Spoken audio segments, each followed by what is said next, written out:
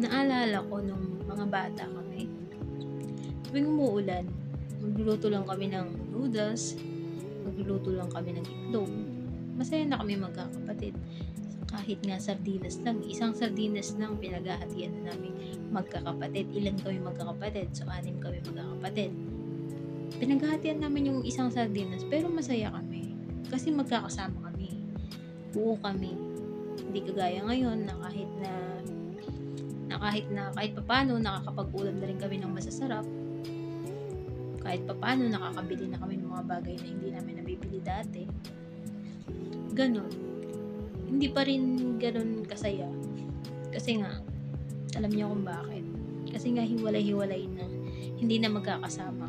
Hindi na nakakain nung ibang kapatid mo yung nakakain mo, o hindi mo na nakakain yung mga pagkain na pinagsasaluhan nyo noon nung mga bata pa kayong magkakapatid. Kaya kung may na-realize man ako sa buhay, kahit gaano kahirap ang buhay, kahit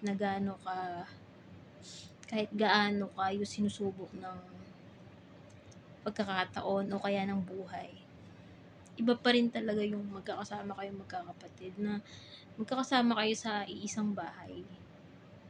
Kasi pagka naghiwalay-hiwalay na pala kayo, doon nyo na mararanasan yung talagang lungkot na mahiwalay sa mga kapatid nyo. Kaya ayun. Kasi dati simple lang, masaya na kami. Ngayon, kahit nakakapag-ulam kami ng okay, ng masasarap, hindi kami ganun kasaya kasi hindi na gaya ng dati na gaya ng dati na magkakasama kaming kumakain. Ngayon, hiwalay-hiwalay na kami. Tapos, meron na ring nawala sa amin. So, hindi na ganun. Hindi ko na maranasan ulit yung saya namin noong mga bata kami, na kahit na nagkukulang, kahit madalas na wala, masaya pa rin kami kasi magkakasama kami. Yun.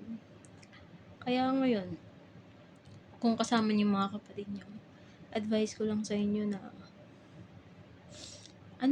just be kind. Maging sulitin nyo, maging masaya lang kayo. Sulitin nyo yung mga oras na kasama nyo yung mga kapatid nyo. Kasi mga kapatid nyo, kahit na anong mangyari, dyan lang yung mga yan.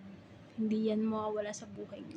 Kahit na mag-away-away kayo, the end of the day, yung mga kapatid nyo pa rin yung makakasama nyo. Sila pa rin yung makakaramay nyo sa buhay. Kaya, advice ko lang sa inyo na mahalin nyo sila. Tsaka, always choose your family kesa sa iba. Laging pamilya mo yung uunahin mo talaga. Yan lang.